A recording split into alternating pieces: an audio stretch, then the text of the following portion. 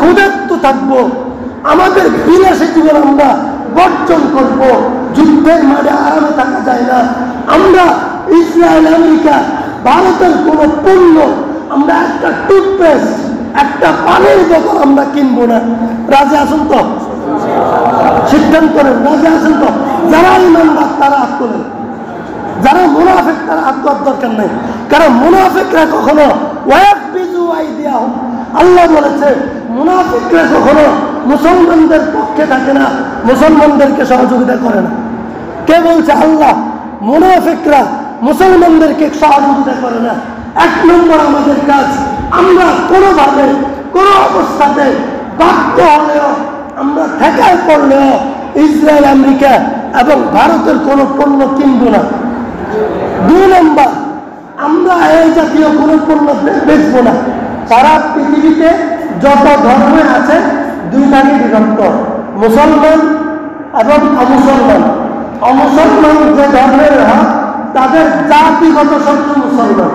মুসলমানদের দায়িত্ব পৃথিবীতে ইসলামের কর্তৃত্ব, ইসলামের শ্রেষ্ঠত্ব, ইসলামের নেতৃত্ব, ইসলামের শাসন পৃথিবীতে প্রতিষ্ঠা করা।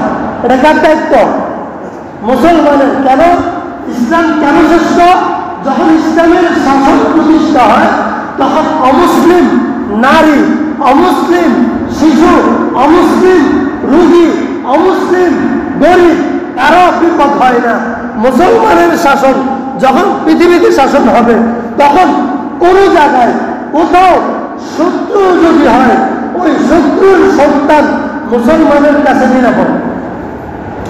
যেরকম ভাবে আজকে গাজার মুসলমানদেরকে, ফিলিস্তিনের মুসলমানদেরকে ইসরায়েলের জারজ বাহিনী নির্মমভাবে হত্যা করতেছে, নির্মমভাবে নির্যাতন করতেছে, তাদেরকে গাজা থেকে, ফিলিস্তিন থেকে উচ্ছেদ করার জন্য পৃথিবীর সবচেয়ে বেশি সর্বোচ্চ শক্তি ব্যয় করতেছে পুরুষ, নির্লজ্জ বেহায়া জাতিসংঘ, আমেরিকা, ইসরায়েল এবং ভারতবর্ষ একত্রিত হয়ে তারা মুজাহিদদের মুখোমুখি হতে পারে না, মুসলমান যুবকদের মুখোমুখি হতে পারে না। তারা মুখোমুখি হইলে তাদের আয়রন ডোম টিকে না, তাদের অত্যাধুনিক অস্ত্র, পারমাণবিক অস্ত্র মুজাহিদদের মোকাবেলায় টিকতে পারে না। এই জন্য ইসরায়েলের সম্মিলিত শক্তি, সারা পৃথিবীর সব শক্তি একসাথে হয়ে মুজাহিদদের মোকাবেলা করতে না পেরে নির্লজ্জভাবে, নির্মমভাবে ফিলিস্তিনের গাজায় অবস্থানরত, রাফা ক্যাম্পে অবস্থানরত লক্ষ লক্ষ উদ্বাস্তু, বারঘর ছাড়া, বিপর্যস্ত, হাত নাই, পা নাই, মাথা থাকলে গেছে, বাবা মা কেউ নেই, খাবারের ব্যবস্থা নেই, থাকার ব্যবস্থা নেই, মাথার উপর কাপড়ের চাপ নেই, কোনো আশ্রয় নেই, এরকম বিপদগ্রস্ত, নির্যাতিত, অসুস্থ, নিরপরাধ ছোট ছোট 6 বছর, 1 বছর, 6 মাস, 10 বছর, 7 বছরের বাচ্চারা যেই ক্যাম্পে অবস্থান করতেছে, তারা ওখানে বোম মেরে, ওখানে হামলা করে, ওখানে বোমারো বিমান পাঠিয়ে, ওখানে তারা মিসাইল পিক করে এদেরকে হত্যা করতেছে, এদেরকে নির্যাতন করতেছে, এদেরকে ধরে নিয়ে যেতেছে, এদের হাত পা গুড়িয়ে দিতেছে, এদের মাথা চূর্ণ বিচূর্ণ করে ফেলতেছে।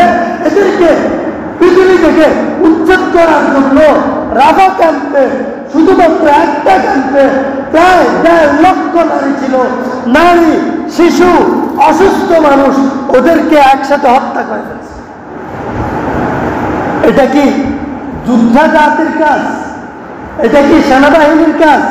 সেনাবাহিনী, যেই বাহিনী শিশুদের উপর আক্রমণ করে, সেই বাহিনীকে আমরা নির্লজ্জ, কাপুরুষ, জারজ বাহিনী বলতে পারি, এদেরকে আমরা সেনাবাহিনী বলতে পারি। আরে বাবা, তোদের যদি বুকের পাঠা থাকে, তোরা সারা পৃথিবীকে একসাথ করেছিস, তোরা হামাসের যুদ্ধদের মোকাবেলা কর, তোরা মুসলমানদের যুবকদের মোকাবেলা কর। তোদেরকে কে অনুমতি দিয়েছে, কে অধিকার দিয়েছে তোরা উদ্বাস্তু শিবিরে, আশ্রয় শিবিরে আক্রমণ করে নিরীহ নিরপরাধ 4 বছর 5 বছরের শিশুদেরকে হত্যা করতে? আর এই হত্যার সম্পূর্ণ বৈধতা দিয়েছে। এই হত্যার তত্ত্বাবধান করতেছে একমাত্র জাতিসংঘ। জাতিসংঘ খুব ভালো, তাই না? কে কার তত্ত্বাবধানে হচ্ছে? জাতিসংঘের কোন সহযোগিতা, জাতিসংঘের কোন ত্রাণ, জাতিসংঘের কোন ঔষধ, জাতিসংঘের কোন বার্তা, জাতিসংঘের কোন সুন্দর কথা মুসলমানদের জন্য পালন করা যায়। এই জাতিসংঘ 40-এর দশকে নতুন করে সাজানো হয়েছে মুসলমানদেরকে ধ্বংস করার জন্য, পৃথিবীর বুকে মুসলমানদেরকে গোলাম বানানোর জন্য, মুসলমানদেরকে বাঁচায় রাখার জন্য জাতিসংঘ তৈরি করা হয়। এই হচ্ছে পৃথিবীর ইতিহাস, বর্তমান ইতিহাস। সুতরাং আজকে যুদ্ধের দুইটা অবস্থান থাকে। যুদ্ধের কয়টা অবস্থান থাকে? আজকে স্পষ্ট হয়েছে, মুসলমানদেরকে আর ব্যাখ্যা করে বোঝানোর দরকার নাই। সারা পৃথিবীর হিন্দু, বৌদ্ধ, খ্রিস্টান, ইহুদি এবং সকল মুনাফিক গোষ্ঠী, আরব আমিরাতের মুনাফিক গোষ্ঠী, তুরস্কের মুনাফিক গোষ্ঠী, ইরানের মুনাফিক গোষ্ঠী, মিশরের মুনাফিক গোষ্ঠী, সারা পৃথিবীর যত অমুসলিম রয়েছে মুনাফিক সহ সবাই ঐক্যবদ্ধ হয়েছে মুসলমানদেরকে ধ্বংস করার জন্য, এই পৃথিবী থেকে উৎখাত করার জন্য। এই কথা ব্যাখ্যা করার দরকার আছে? দরকার নেই। তার মানে এখন মুসলমানদের বিরুদ্ধে যুদ্ধ চলমান। যুদ্ধ কি চলমান? যুদ্ধ কি চলমান? যুদ্ধ দুই ভাবে হয়। কয় ভাবে হয়? যুদ্ধের প্রধানত দুইটা পার্ট থাকে। একটা পার্ট সশরীরে সেনাবাহিনীর মধ্যে মুজাহিদ বাহিনীতে অংশগ্রহণ করে হাতে অস্ত্র করে নিয়ে সরাসরি বাহিনীর মোকাবেলা করা। যুদ্ধের প্রথম বাহিনী, অগ্রবাহিনী, যেটা চলছে এখন ভারতে, যেটা চলছে এখন কাশ্মীরে, যেটা চলছে এখন সিরিয়াতে, যেটা চলছে এখন টিউনিশিয়ায়, যেটা চলছে এখন ফিলিস্তিনের গাজা, সেখানে যাওয়া আমাদের দ্বারা কি সম্ভব? সম্ভব না। রাষ্ট্রীয়ভাবে রাষ্ট্রের উপর জিহাদ পরিচালনা করা, ইসরায়েল বিরুদ্ধে সেনাবাহিনী পাঠানো রাষ্ট্রের উপর ফরজ। রাষ্ট্রের উপর কি ফরজ? রাষ্ট্রের উপর কি? এ দায়িত্ব যদি রাষ্ট্র পালন না করে, রাষ্ট্রপ্রধান যেই হোক, সে ফরজ তলব করছে, সে মুনাফিকের খাতায় নাম লেগেছে। আমরা জনগণ আমাদের দ্বিতীয় কাজ করতে পারবো তো ইনশাআল্লাহ? দ্বিতীয় শ্রেণীর মুজাহিদ হতে কে কে প্রস্তুত আছেন? দ্বিতীয় শ্রেণীর জিহাদে অংশগ্রহণ করতে কে কে প্রস্তুত আছেন? আল্লাহ কবুল করেন, আমিন। এটা আমাদের প্রত্যেকের জন্য সহজ। একবার আমরা প্রত্যেকেই এক একজন মুজাহিদ হইতে পারে, সেই কাজ করার জন্য জিহাদের দ্বিতীয় অপশন, জিহাদের মাঠে যারা যুদ্ধ করে মুজাহিদদের জন্য অর্থ কালেকশন করা, অর্থের যোগান দেয়া এবং বক্তব্যের মাধ্যমে, বিবৃতির মাধ্যমে, আলোচনার মাধ্যমে মুজাহিদদের পক্ষে জনসমর্থন তৈরি করা, মুজাহিদদের পক্ষে জনমত তৈরি করা, মুসলিমদের পক্ষে জনমত তৈরি করা, জনসমর্থন তৈরি করা, এটা আমাদের 1 নম্বর কাজ। পারবো তো ইনশাআল্লাহ? এই বিষয়ে আলোচনা করবো তো ইনশাআল্লাহ?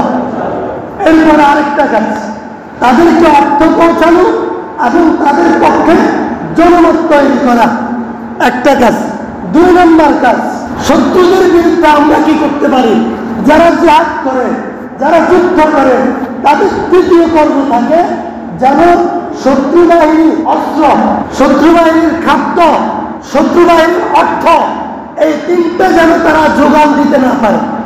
শত্রু বাহিনীর অস্ত্রের যোগান বন্ধ করে দেওয়া, শত্রু বাহিনীর অর্থের যোগান বন্ধ করে দেওয়া, শত্রু বাহিনীর জনসমর্থন বন্ধ করে দেওয়া। গাজার বিরুদ্ধে যারা যুদ্ধ করতেছে, এই যুদ্ধের অস্ত্র, এই যুদ্ধের সৈন্য ব্যবহারের জন্য তাদের অর্থের প্রয়োজন আছে না? তাদের অর্থটা কে দিচ্ছে জানেন? আমি দিচ্ছি, আপনি দিচ্ছেন।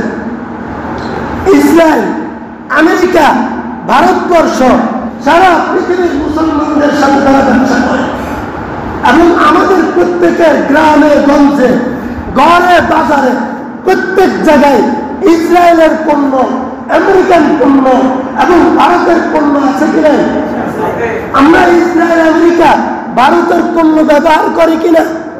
আমরা যখন তাদের একটা প্রোডাক্ট কিনে নিয়ে যাই, তাদের ব্যবসায়ের মাধ্যমে আমি যখন তার কাস্টমার হয়ে যাই, আমার কাছ থেকে টাকা নিয়ে সে অর্থ দিয়া অস্ত্র কিনে আমার ভাইদেরকে শহীদ করে। তাহলে আমরা যদি আজকে সিদ্ধান্ত নিই আমরা এখন থেকে ইসরায়েল, আমেরিকা এবং ভারতের কোন পণ্য আমরা কিনবো না, আমরা ক্ষুধার্ত থাকবো, আমাদের বিলাসী জীবন আমরা বর্জন করব। আমরা যেহেতু যুদ্ধের মাঠে অবস্থান করতেছি, যুদ্ধের মাঠে আরামে থাকা যায় না, আমরা ইসরায়েল, আমেরিকা, ভারতের কোন পণ্য, আমরা একটা টুথপেস্ট, একটা পানির বোতল আমরা কিনবো না। রাজি আছেন তো? সিদ্ধান্ত করেন, রাজি আছেন তো? যারা ইমানদার তারা হাত তোলেন, যারা মুনাফিক তারা হাত তোলার দরকার নেই। কারণ মুনাফিকরা কখনো আল্লাহ বলেছে মুনাফিকরা কখনো মুসলমানদের পক্ষে থাকে না, মুসলমানদেরকে সহযোগিতা করে না। কে বলছে? আল্লাহ। মুনাফিকরা মুসলমানদেরকে সহযোগিতা করে না।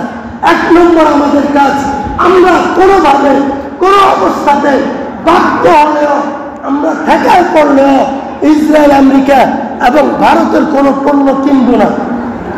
দুই নম্বর, আমরা এই জাতীয় কোনো পণ্য বেচবো না।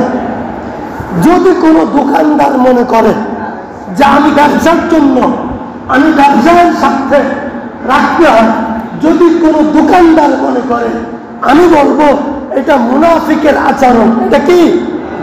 আপনার সন্তানকে যদি কেউ হত্যা করে আর সে যদি আপনাকে বলে তুমি আমার কাছ থেকে, আমার দোকান থেকে আমার পণ্য তুমি কিনে খাও, আপনি কিনবেন?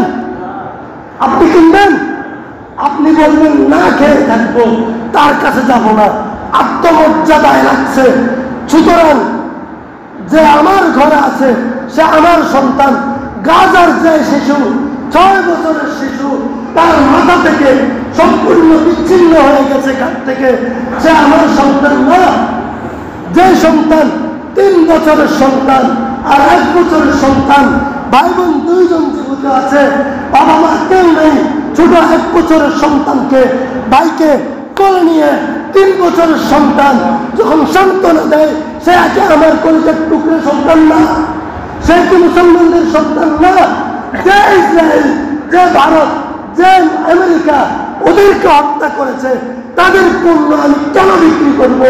যারা বিক্রি করবে তাদেরকে আমি ব্যর্থহীন কণ্ঠে বলতে চাই, এটা মুনাফিকের আচরণ।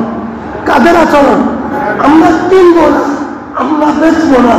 শেষ কথা আমার, আমরা যুবকরা, মুরব্বীরা, আপনারা যুবকদেরকে সহযোগিতা করবেন, যুবকরা সিদ্ধান্ত নেবেন আমাদের এলাকায় আমেরিকান পণ্য এবং ইসরায়েলের পণ্য, ভারতের পণ্য আমরা কাউকে কিনতেও দিব না, বিক্রি করতেও দিব না। ইনশাআল্লাহ পারবো তো? ইনশাআল্লাহ কিনতেও দিব না, বিক্রি করতেও দিব না।